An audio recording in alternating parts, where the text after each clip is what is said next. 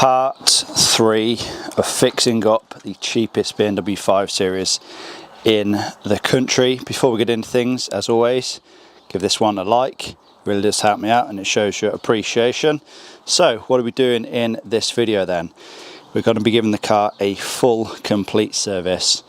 All the fluids, all the filters, along with a crankcase breather here as well. So let me break down exactly what we have here. So of course, fresh oil. We won't quite need 20 litres though, but yeah, we have fresh oil filter, fuel filter, air filter, cabin filters, because there is 2 on a BMW E60 of course. What else do we have in here? We have a new power steering fluid reservoir which contains a filter itself. I like to swap those out once a car has done 100,000 miles or so. Here we have some, it's don't read what it says on the bottle. This is actually CHF hydraulic fluid, so that is for the power steering. What else do we have? Rear diff oil, around 1.2 litres I think these diffs take in a 525D. And we have gear oil, manual transmission fluid, around 2 litres these transmissions take. Brake fluid, and of course coolant. So coolant and some distilled water. Going to be giving the entire system a flush though. So what is first? I think I'll start with the engine oil. Going to get the engine up to temperature, make sure it's nice and warm. Switch it off, crack the oil filter loose, and then begin draining the oil. Now, the first part is already done. Probably the hardest part actually, if you are working on the floor, is getting the car completely level. Now, don't let my driveway deceive you. It is on a bit of a slope, so it may look slightly higher at the front. It's not. I've measured it underneath with a spirit level. It's completely level now. It's important to have it level when you are refilling the gearbox, the manual transmission gearbox, and also the rear diff, because when it comes to filling, you basically just refill until it trickles out of the fill plug. That's when you know it's at the correct level. So yeah, car is nice and level. Let's get on with swapping out these filters and fluids. While I let the engine get up to operating temperature, I'm just going to start removing the cabin air filters, and also need to remove this side of the scuttle pan as well because it reveals the brake fluid reservoir. I'm also going to get the engine cover removed as well, and then we can access the air filter. Just a quick look at the original cabin filters. Not too bad, if I'm being honest.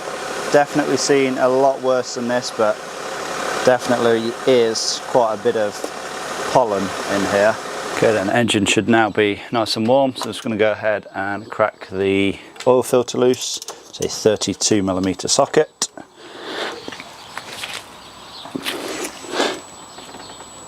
And that feels way too tight.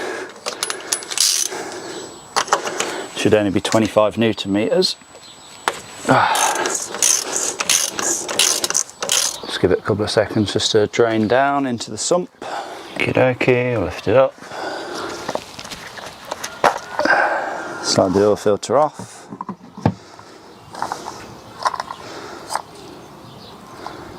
Just going to drop this back into place just so nothing falls down into the oil filter housing.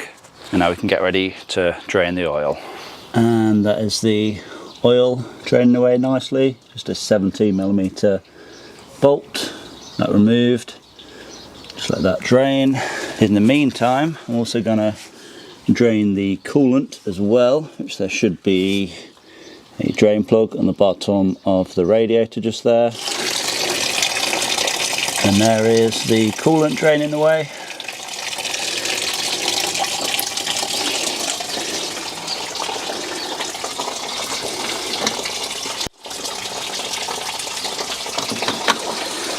And while that is draining away, I guess I can get the oil filter ready for reinstallation. So just going to give the cap a good clean up first. There we go, gave the cap a good clean up. New O-ring installed, new Bosch oil filter installed. Let's get it installed into the oil filter housing. Now we'll just torque it down to 25 Newton meters.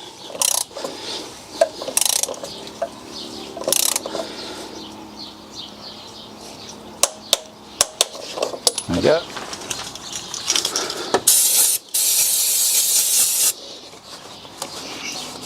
Now because it has finished draining, we'll get our sump plug reinstalled, gave it a good clean up, installed the new crush washer. We've also reinstalled the oil drain plug and torqued that down to 25 Newton meters as well. The coolant has finished draining, so that'll be the first drain, so we're doing a full flush. So next it will be a case of filling up the system with some distilled water and then repeating the process, getting the engine up to temperature and flushing it through until we have just clear water coming out. And then of course we can then top off the system with a fresh coolant and distilled water mix. I suppose I may as well get the air filter removed now as well. I know it looks bad, but to be honest I have seen a lot worse than this. Do we have a date on it? 22nd of January 2012. Surely not. It's a man filter as well, unless this was old stock. Well, that date is backwards, meaning, I don't know, 2022, January 2012. I'm sure this has had a service like in the last year or so. So maybe that date is backwards, unless this is just very old stock, I don't know. But the reason why you remove the entire airbox is because you're left with all this. See this every single time I swap out one of these filters. People never bother to take the airbox apart, and yeah, you have oil and just crap all in here, and it ends up on your fresh new filter. So not ideal. Just take a little bit of time, clean this out, and then your new filter will stay fresher for longer. I can also get the crankcase breather removed now as well. Oh, you're probably wondering, it looks a little bit different. Yeah, remove the strip brace, just 4 T45 bolts, and the little rear engine cover with 2 5mm Allen bolts. Comes off nice and easy. Yeah, there is just 1, 2, 3, 4, again 5mm Allen bolts holding the crankcase breather in place. And if I had to say so myself, this looks like the original.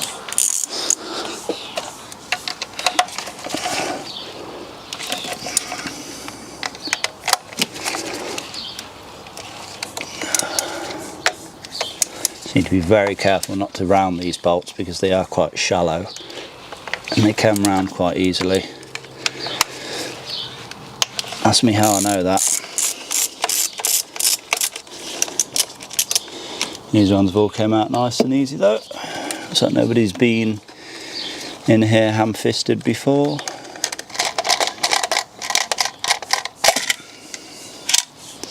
To be honest, these gaskets don't feel too bad. They're usually a lot stiffer than this. Maybe this has been replaced at some point. It's a genuine BMW part though. This is actually the updated design. I think BMW swapped over to this open style crankcase breather, I think in like 2006, something like that. Before it used to have a vortex style breather in here, which was a separate part, and then before that had the loo roll style filter, which I think was the case since the late 90s. But yeah, this is just an open style breather, and there isn't a whole lot that can fail in this. Of course the gaskets, they can fail, but like I said, these are still in actually good shape. But there is a spring and a diaphragm in here. That is the main thing that really fails on these ones. For the price of a new one, it's just as well swapping this out every, I don't know, every 5 years or so maybe. Yeah, it's just a sure way to ensure that your engine is not ingesting any more oil than it needs to. There we are then, new crankcase breather system in place. Let's get this airbox cleaned out. There we are, much better. Alright, let's get the new Bosch air filter installed.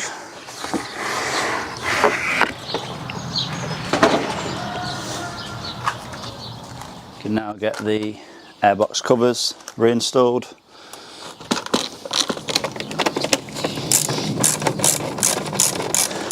I guess now we can begin filling up with water and fresh oil.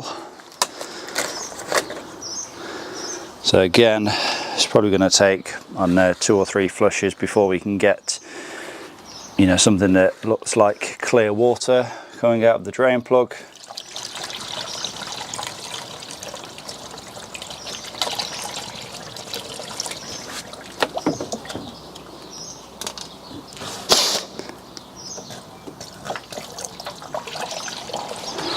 Now when it comes to oil, I believe this engine takes between 7.5 to 8 litres. So I'm just going to put in around 6 and see if we register on the dipstick, and obviously we'll just go from there. This is the M57 3 litre diesel. It's the LCI engine. You can tell it's a warm day. This is so thin. 5W30 for those that are wondering. LL04 spec. Okay, so I've added around 7 litres in total, give or take. I've just checked the dipstick, it's around the maximum mark. I'm anticipating I'm going to have to add another ½ litre or so, because of course the oil filter housing is dry. So yeah, I'm just going to fire it up anyway, get up to temp, and then we can drain the coolant once more.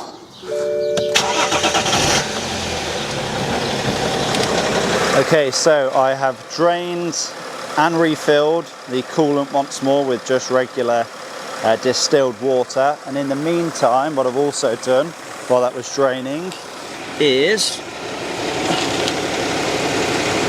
replace the fuel filter. Here is the original fuel filter. That was a Bosch one as well. No idea when this was last replaced.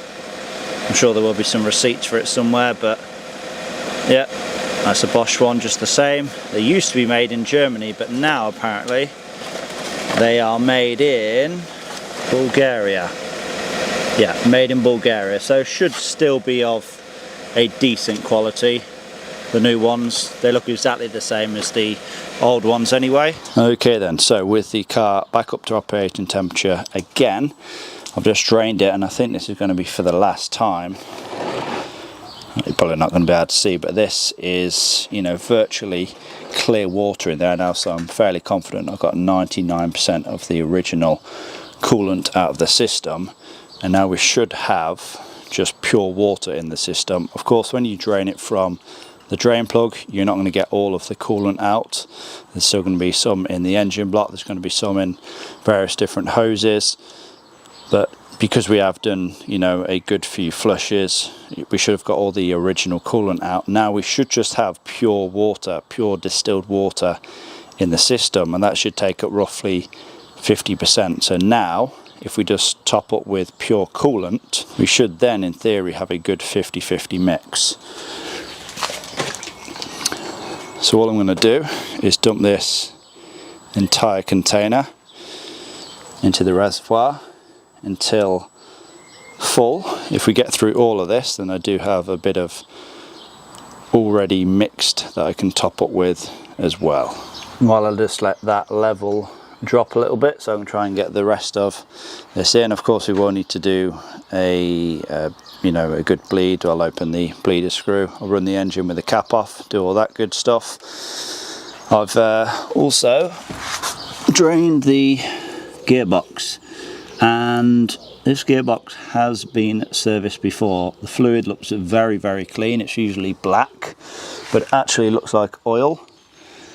And these drain plugs are very, very clean, so these have also been replaced, because these are usually very corroded, but as you can see, in very, very good condition. Gearbox done. 2 litres of fresh fluid in. I'm just bleeding the cooling system. Oh, just the air is already out.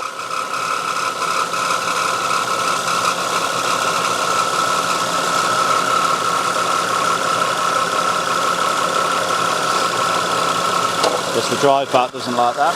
Yeah, that should be all of the air out of the system now. Just got to top it up to the max, and then pretty much job done.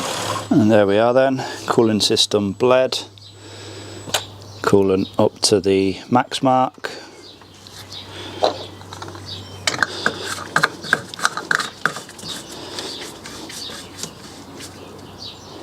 That's the coolant flush done.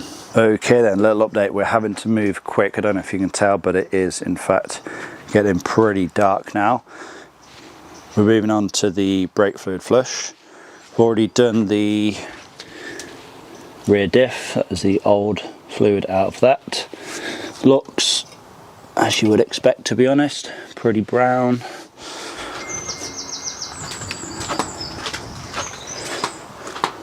Of course, just the same, use the fluid transfer pump, give the diff a good clean down. Now I'm just going to bleed the brakes one by one, starting with the furthest caliper away from the master cylinder, and then working my way to it. Okay then, so as you can probably see, it's now the next day, and finished off bleeding the brakes. The fronts are now done as well. Of course, just need to get the wheels back on. There is still the power steering flush to do, and of course the reservoir to swap over, and the cabin filters to install, but I actually have to take this thing for an MOT in about an hour's time. Like I said, I ran out of time yesterday, so what I'm going to do is I'll have to obviously put the wheels back on, get the under trays back on, get the engine covers back on, take it for an MOT, and then I'll come back, finish off, and of course I can do any alterations that I need to make. I'm pretty sure as is it will fail on the parking brake, so I'll probably have to adjust that, and yeah, like I said, I can do anything else that needs to be done as well. So let's get all this back together, let's go and take it for an MOT. Okay then, so back from the MOT now. Did it pass? No, it didn't, it failed. So failed on quite a few things actually. So the first one, I kind of knew it was going to fail on this, was the parking brake. Efficiency less than 50%. So I didn't actually adjust the parking brake, I guess because I've just fitted new discs. It, you know, needs tightening a couple of clicks. He said it's braking evenly on both sides, but it's just not quite efficient enough. So yeah, I'll probably just have to adjust that a couple of clicks on either side. Repair immediately, major defects, track rod end, ball joint, excessive play. I'm going to be honest, I didn't even notice this when driving. You know, I haven't had any clunks or anything like that, so that's a new one to me. I did say to the guy, so I'll probably just swap out both the track rod ends and the track rods themselves on both sides. He's like, no, why are you doing that for? You only need to swap out one. It's all well and good saying that, but then a year later, the other track rod decides to go. And if you've ever worked on a BMW, especially one that's over 10 years old, trying to separate the track rod from the track rod end is an absolute nightmare. They just seize together. So you're just better off replacing the, you know, whole entire track rod assembly, just replacing both. So that's more than likely what I'll do. And then windscreen wiper does not clear the windscreen effectively, which is a bit of a strange one. I don't know if it's just because the wiper blades are dirty, the windscreen's dirty. It is pretty filthy, but I don't really get that because they're new-ish wiper blades. They haven't got any like splits in them or anything. So yeah, they just probably need a clean. And then just an advisory for the offside rear, the brake hose is rubbing. That's my fault actually. I guess I was rushing when doing the rear brakes. The caliper literally just needs flipping round. It's like the hose is just sort of twisted, so that's an easy repair. But yeah, so like I said, just need to turn that caliper around, just need to clean the wiper blades, just need to adjust the parking brake, and then swap out the track rod assemblies, which I'll have to order right now. So yeah, not the best news, but not that terrible. But I am going to continue with this service. Just going to do the power steering fluid flush and then install the new cabin filters. Okay then, so some time has passed and went ahead and installed new track rods and track rod ends, of course, on both sides. I think this was the one that had excessive play. It does have a bit of play, to be honest, but I can't really tell the difference between that one and that one. They both seem to have like the same amount of play, but I don't know, only one of them failed. That's why it's always worth swapping suspension components and steering components out in pairs, because if one fails, the other one is definitely not too far behind. And right now I'm just in the process of doing the power steering fluid flush. As you can see, that is empty. That's the filter in there that you can possibly see. Pretty sure we've got 90% of the fluid out. I do have a full video how to do a power steering fluid flush, the easy way, the proper way, and the way that you're going to use, you know, the least amount of fluid. You can just top this thing up, you know, run the car, cycle the fluid, drain this, and then keep doing the same thing, but you end up using like 2 or 3 litres of fluid. Whereas the way that I do it, you literally just drain the entire system by disconnecting one of the power steering hoses there from the cooler, and then turn the wheels lock to lock, force all that fluid out, and then we can pretty much just remove the old reservoir, swap out a new one, and then fill it up with some fresh fluid. So then, cabin air filters now swapped out as well. This is the original ones, as I've shown you before.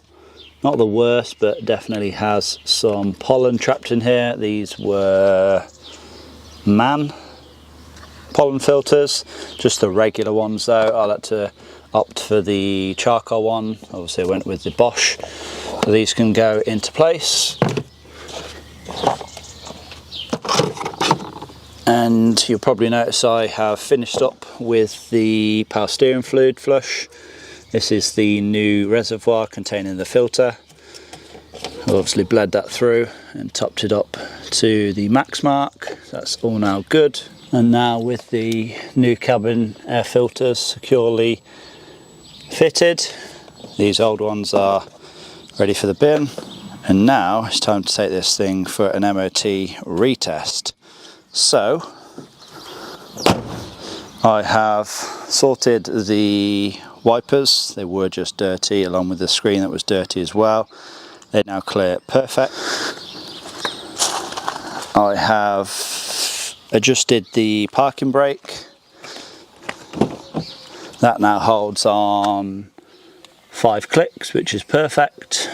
I turned this caliper around so it's no longer, so the hose rather is no longer rubbing on the rear subframe.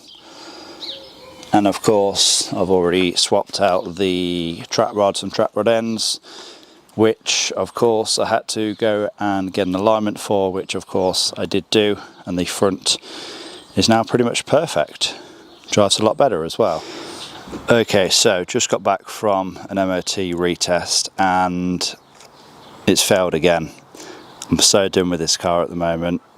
I'm not going to carry on this video anymore. It's been long enough. It's, you know, been over the course of a couple of weeks now. I have got this thing booked in again though, but I guess you'll see the results of the next MOT in the next video. So I apologise for dragging you into the MOT misery that I'm currently having. This video was only supposed to be a full service on a BMW E65 series, but I guess you got more than you bargained for.